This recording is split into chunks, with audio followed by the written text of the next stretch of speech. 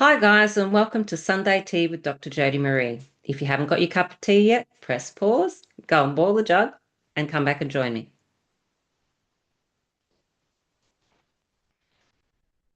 Today, we're going to talk about a topic fairly close to my heart and one that actually pretty much revolutionized the way that I think, and that's the circle of control. How much of what bothers us is actually in our control? We spend a lot of time trying to control how other people might think about us, how they feel about us, what they say about us. And really, none of that stuff is actually in our control. There are three things that are in our control: the way we think, the way we feel, and the way we behave.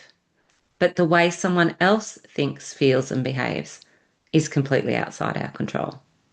So there's this tiny little part of our world that we're in control of. And there's this huge part of the world out there that we're actually not in control of, even though we'd like to try to control narratives and we'd like to control the way that people think of us. We want people to think well of us. We want people to be happy with us and we want to please people. But the reality is that we're not in control of any of that. When you narrow your worldview in terms of what you can control, there's a real freedom there. So the real sense of freedom is knowing that you can't make someone else feel a certain way, even if they say you made them feel that way. You can't do that. It's not possible.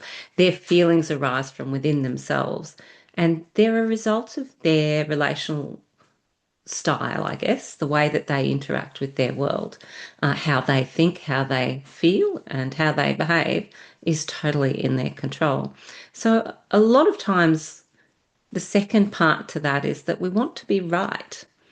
When we have arguments with people, we spend a lot of time, and I have in my life spent a lot of time arguing with people because I really feel like, no, I'm right. Like this is not right that you believe that about me. That's not true about me. But I can't convince anyone else of anything. It's not possible. And trying to defend myself leads you down a rabbit hole of continual defense, right? You're constantly defending yourself. When you stop and observe your own relational style, and that's how you think, feel, and behave when it comes to other people in your life that you're in relationships with, whether that's an acquaintance, a friendship, or an intimate personal relationship of some sort. When you spend some time just observing, then you can start to gather some information, some data about how you think, how you feel, and how you behave, because your relational style has an impact on how you interpret the world.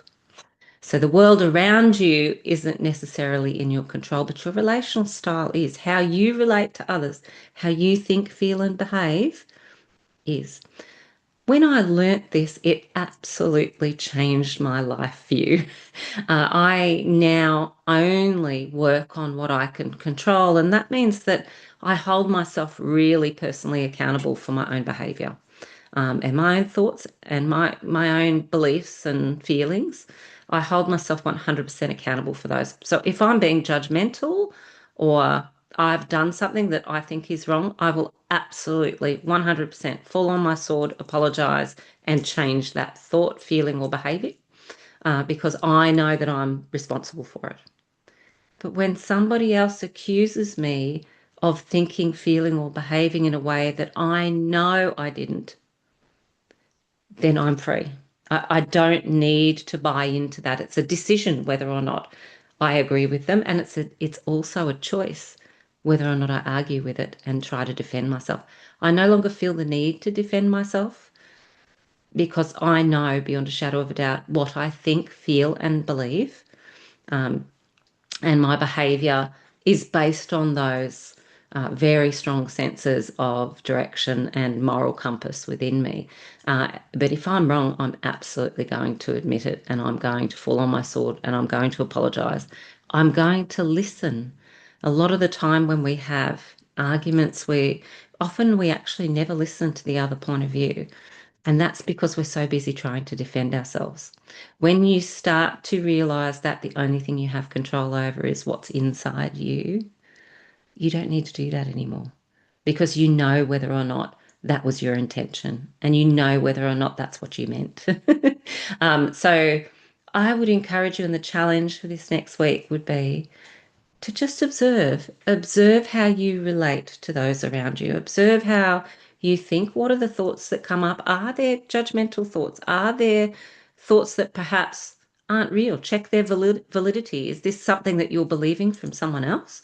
Is it really your belief system? Is it really your thought, or did it come from somebody else and you're taking that on? Because once you free yourself from all of those external contributions to your inner world, and you start to self-reflect on those things, then you start to feel that freedom when somebody does challenge you, because when they challenge you, you know for certain how you did think, feel, and behave.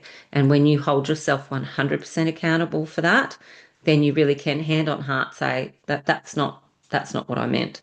I'm sorry that that's how you felt.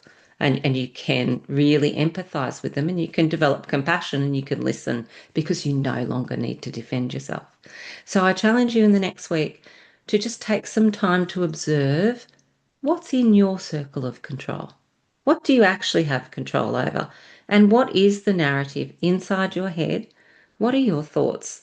What are they like? And could you possibly do something to change them? What do they make you feel? How do you feel? And those feelings arise because of your processing, your relational style. So if they're coming up for you, why are they coming up for you?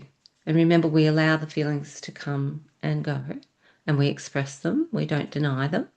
So if they are coming up and there's a certain feeling coming up for you on a recurrent basis to do with a particular relationship, what's the relational style there? What's going on within you that you have control over? Because remember, it's only you that you have control over. If it's something that's happening from the other party, you have no control over that. So constant attempts to change how they think, feel, or behave are futile, and constant attempts to defend yourself are just as futile.